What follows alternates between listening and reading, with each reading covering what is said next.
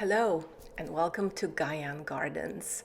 I'm Izabela, and in this video I'm going to share the final results of Nathan's bonsai pots that he built in my studio in April 2025 during an intense pottery course.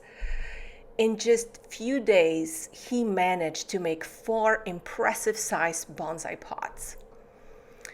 It was Nathan's first time making pottery, and he kept telling me that he has no talent for it before he signed up for classes.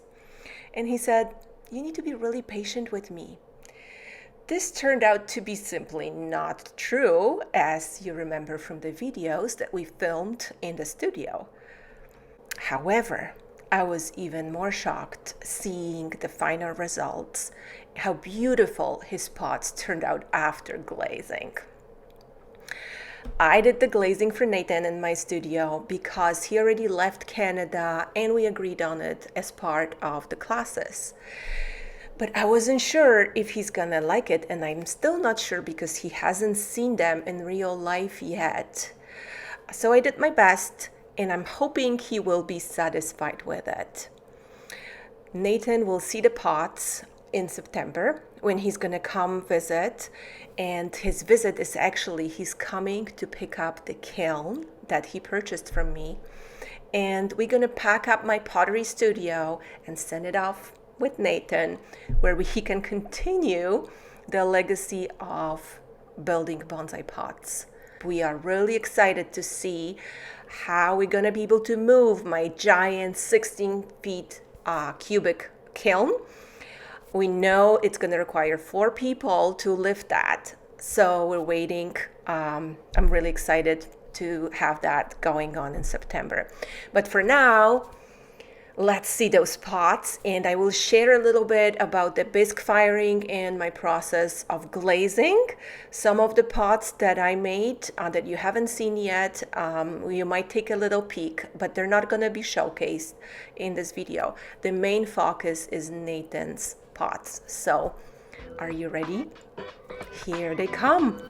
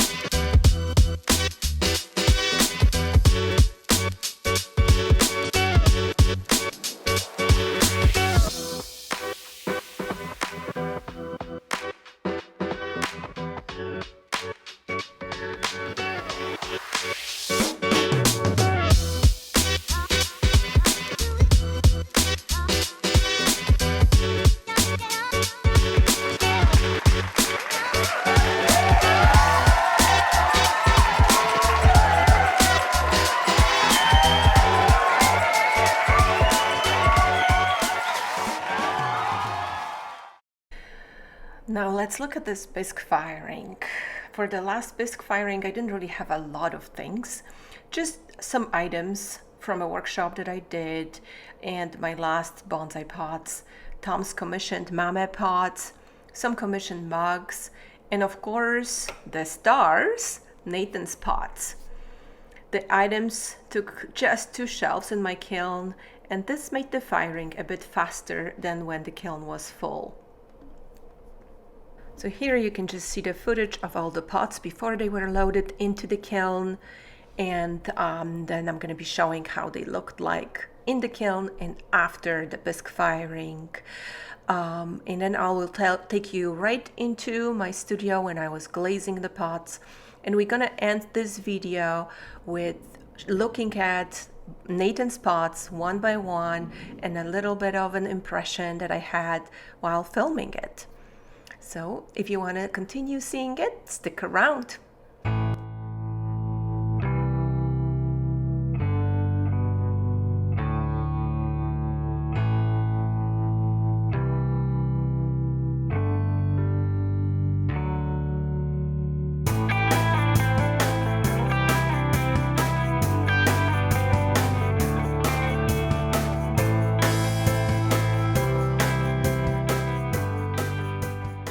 have our kiln here. I already took out 2 pots because I was showing Nathan how they turned out and we were discussing the glazing options. But this is the first layer. Here is Nathan's coiled pot after bisque firing. And after conversing with Nathan yesterday, he decided to use red iron oxide. So I'm gonna go ahead and put that on. And here's the square pot. Also turned out good. No cracks. Everything is looking intact. And for that one, Nathan also wants to do red iron oxide application. So a wash and then sweeping it away. And here's a big oval, our first pot, I believe. But unfortunately, cracked. We knew it cracked because it cracked before the firing already. It's likely because we were rushing, or it's my fault. I wanted to provide the most experience for Nathan in the short time he was here and build this in one day so he can get the best out of his lessons. But drying the slab faster was just not a good idea because stuff like this happens when you try to speed up. Not always, but in this case it did happen. The inside is intact. And Nathan said it was fine. He still wants to use the pot. So I'm going to be glazing this pot. I think this side looks better because like the crack kind of ends here. But this side is a little bit more visible. The crack goes further into the foot. And it might extend even more with the glaze firing. So we'll have to see. But he chose the beautiful glaze called Nicoledon. So that one is hand application with the brush. So I'm going to put 3 coats of that on here, and then we'll see how it looks like. A little hexagon, and for that one, I decided to use my Temuco glaze, which is maroon, beautiful maroon color. And I had fun with the feet here. I did some slip application. It was quite tedious. So I'm really excited about this pot. It's a fun experiment, one of a kind. It has a lip on it too that goes in a little bit.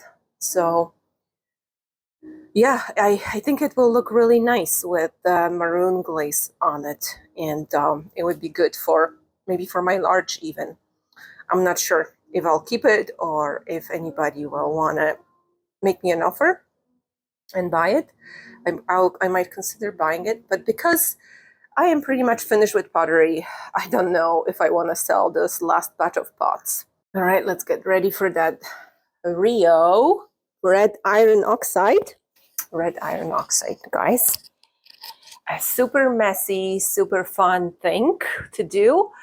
I know I'm gonna get messy because this is just the way I am. And I think I'm gonna actually do the whole thing over the sink because I have my pieces here on the table. They are drying. I applied the wax on the bottom of the pots, but because I do the pottery so sparingly, I think my wax is no longer good. So it's taking forever to dry and it's like quite sticky still. So I think I need to wait a few hours, and I don't want to bring the Rio here because it's going to make a whole mess. So first I'm gonna do this pot. I thought it will be a good idea for my juniper, but I don't like that color. I think it's too white, too bright, and it's just doesn't look good. So I'm thinking either do red iron oxide on this or maybe put a glaze on this. And I'm considering actually doing a glaze now. I was like preparing it for red iron oxide, but now I'm like, what if I do Temuco? Temuco would look really good for my juniper. I'm not sure how well the glaze will adhere to this right now because it's already been matured. It's been fired as a glaze temperature firing, so The clay is no longer porous, as you can see the difference in color between this and this. So this and this. See?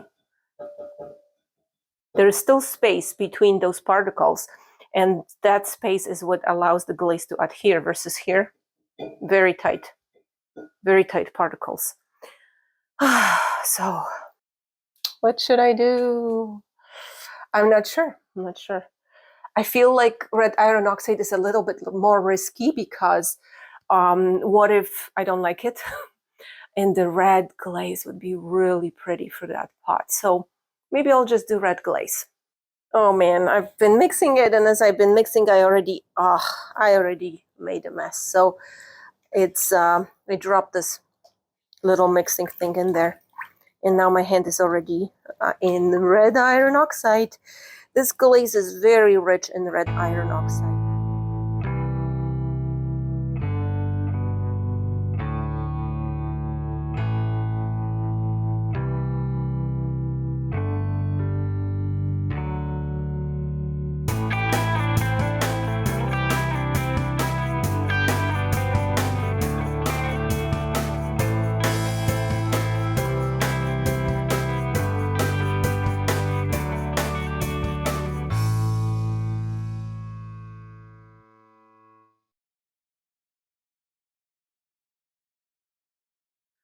It's a week later, and I haven't fired because it was extremely hot over the weekend. And the last week we had temperatures over 30 degrees Celsius, about 35, feeling like 40. So I couldn't really fire because being in my son's room would be unbearable. But here we are today. It's the end of July. And I am hoping to fire tomorrow. So I've left some glazing for the last minute because it's just so much work. I couldn't do it in one day. So I still have those pieces to glaze. Nathan's pot is going to go into the iron oxide wash to do over the sink next. And then I'll work on his oval. Yeah, it's a big job. It's several hours of glazing. So I'm hoping that today I'm rested. I will have some energy to finish the big job.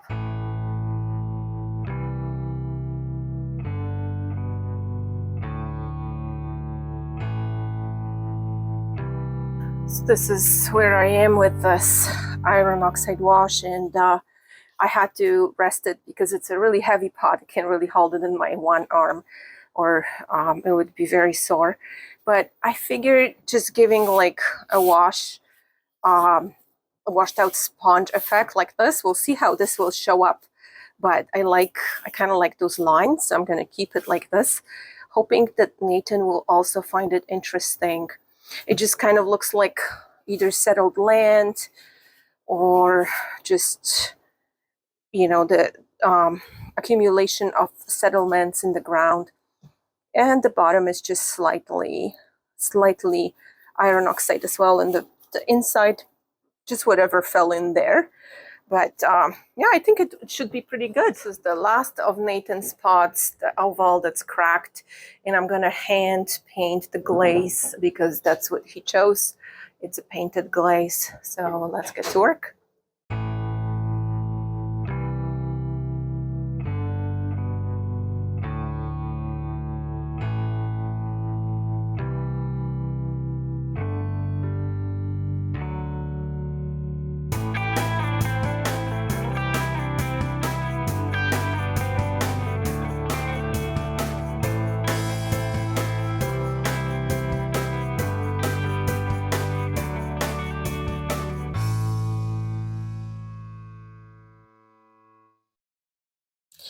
I am just so done.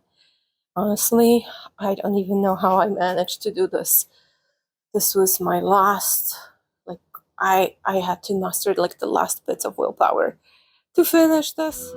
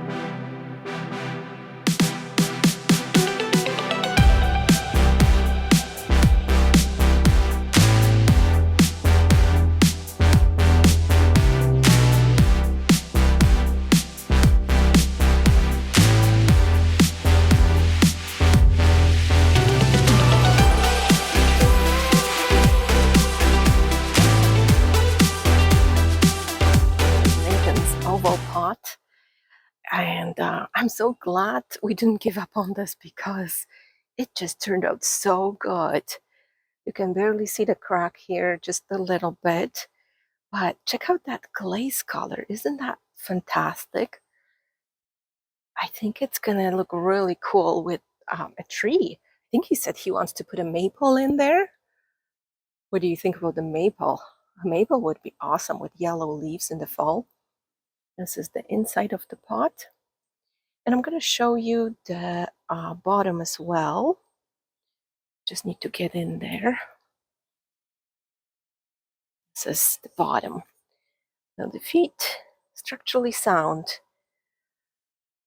Minus that crack, but honestly, there isn't even a leak from the inside because I fixed it after it dried. I tried to fix it, and actually the fix worked.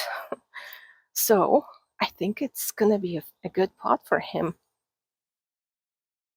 Not bad for a first pot, I would say. This is pretty awesome. Look at the square from the horizon level, which is the way you're supposed to be viewing the pots with the tree. And I love the way it turned out. The colors, the metallic kind of shine to it from the iron oxide is really cool. And I'll show you inside. And I'll show you on the bottom in a sec, but check out these walls first. Like, see how they reflect light? It's very neat. And this like kind of, you can see those lines when I was putting iron oxide and then wiping it away with the sponge. So you can see the streaks very, very softly, very gently, which is what, like you can barely see it, but it's there. The movement is there. That's what makes it really cool. And now I'll show you the bottom. Here it is at the bottom. I gotta clean that piece of shelf from here. And there is a tiny crack that I noticed later on the foot here, but it's not visible, only visible when you actually lift the pot. So hopefully that's not an issue for Nathan. And the crack here. And I think in the future, Nathan, to work on your technique, just make sure that you keep those pots really well wrapped when you're drying, but also attach it when it's still as moist as possible. So like, don't wait too long. Or maybe even, no, I think that's the key, like not waiting too long to have different moisture levels, which is tricky. It's really tricky. But hey, it happens. Clay cracks, even though this one was drying slowly, it cracked. The first one, the oval, we know we made a mistake. We know we rushed it with the drying. But this one we didn't rush. It was the next day we attached it. And sometimes that happens too, but luckily not on the visible parts. So good job, Nathan. I'm so proud of that one. You did amazing. Check this out. Ooh, I love that coil with the texture. Isn't that fantastic? Perhaps I should rotate slower. I'll take you closer too so you can appreciate the true beauty of this phenomenon of color. Very subtle, very mature colors. Oh, wow. Look how beautifully it variegates here. That's gonna be such a trip watching the tree in here. I love that. What tree do you think Nathan should plant here? I also really like the contrast between the stone and the iron oxide clay. Like when you put the iron oxide, look how different that looks. It would be neat to just like have a section maybe with iron oxide and different sections with us. It's good for future notes, Nathan, when you're making future pots. Keep that in mind. But hey, it's amazing, isn't it? Look at the feet. Very good. Structural integrity here. No crackle. It was all done at the right timing. This was his last pot, so we can say pot number 4. Success, Nathan. Like it gradually gets better and better from the pot to pot, isn't it? I love that one. So guys, tell me, what do you think? What tree should it hold? Oh my goodness. Ooh, magic. Just like that, Nathan made this awesome slab. And I feel like it's like a mushroom or, a piece of bark wrapped around something. It does look floral to me too, with that outward kind of a shape. But it also looks like a landscape with a sea kind of scape with the waves. Could be a lot of things. What does it make you think about when you look at that? And also, what should go in a pot like that? It's very open. I should show you the inside better because some cool cracking happened here on the edges. So that will be visible when he plants stuff. This will be like against this dry, crackled texture. Imagine the bonsai soil or the moss against it. I think it's going to be really cool. Probably I'm seeing a forest here, maybe a birch forest to match that awesomeness. And yes, I will show you the bottom of it so you can appreciate the crackling. Just a sec. Let's get that here. This is the bottom. And look at that. I really like the red and white too against each other. And this is where he put the black and cut it with a knife. I don't know if you remember from the video, but this is this awesome texture. Reminds me of crusted bread when Martin makes sourdough bread. Kind of looks like that. Isn't that awesome? Wow, Nathan. I'm so proud of you. All your pots look amazing. And this is your third one. So the third one already has no crackles, no issues. It's great. So I think you are on the roll. You're gonna do amazing. This is it. I'm so looking forward to seeing Nathan's reaction when he sees the pots in the real life, because the video doesn't do it justice, as you know, with pottery. And I'm also personally so proud of Nathan for this impressive first bonsai pots collection 2025. Amazing. And I'm also really looking forward to seeing Nathan's further journey in pottery. And I'm super proud and excited and like really honored that Nathan, you're going to be using my kiln and my tools and glazes. It couldn't be any better than to see my journey continue into what you really love so much. Your joy of pottery had re-inspired me to go on for a little bit longer, and I thank you for that. I wish you all the best, many blessings in your pottery journey. I hope you guys enjoyed this video. Let us know in comments if you have any suggestions for Nathan, what pots he should make next, what trees he could plant in those pots, or anything you would like to share. Thank you so much for watching. Bye.